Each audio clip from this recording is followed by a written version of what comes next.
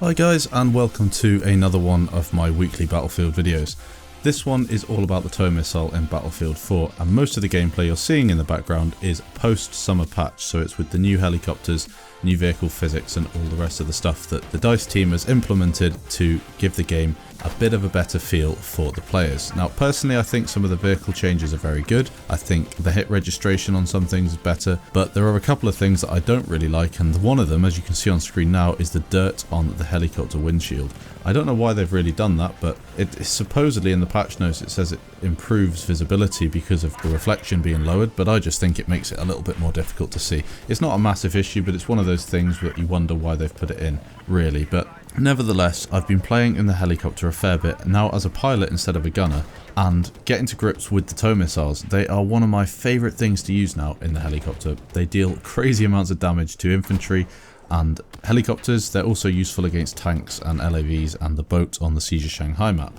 If you haven't already had a go in a helicopter using the tow missiles, I would highly recommend doing so. They're a great alternative to heat seekers, and you can cause a huge amount of damage with a well-placed tow missile, whether it be on infantry, as you can see in the background now, or whether it be on a vehicle, as I said earlier.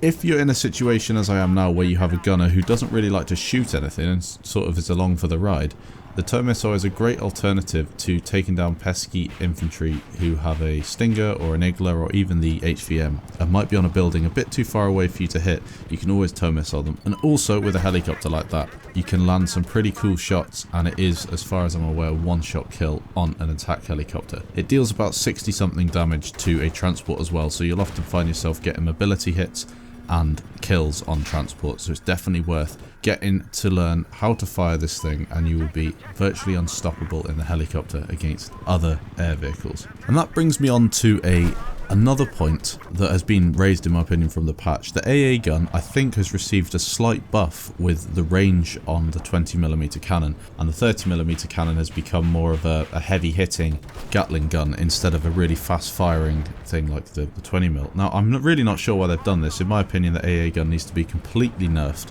and almost taken out of the game as a vehicle that can shoot helicopters across the map. And the biggest problem I have with this is it completely removes the point of flying a helicopter on a lot of maps, such as one of my favourite vanilla maps when the game first came out, Lankang Dam, is completely useless to play nowadays, because in a helicopter at least, because the AA gun just sits in the base and has a full 360-degree view of any jet or helicopter that will come anywhere near them, and it's very difficult to take them down because the TV missile's now been nerfed down to 700 meters instead of 1000, so you can't shoot as far as they can shoot.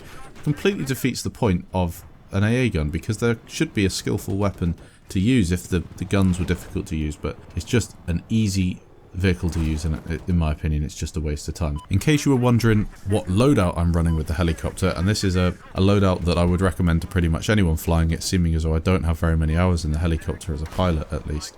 I'm running with the Zunis and the tow missile, then I'm running with ECM as a pilot or fire extinguisher as a gunner, and then I'm running with air radar to allow me to see where all the other helicopters are on the map. And I thought I'd mention at the end of this video as well, if you haven't already heard, I am commentating on a different top players show on someone else's channel. The link's in the description below.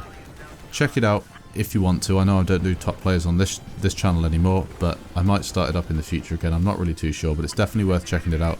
Link's in the description. Thanks again for watching, and I'll catch you guys in the next video.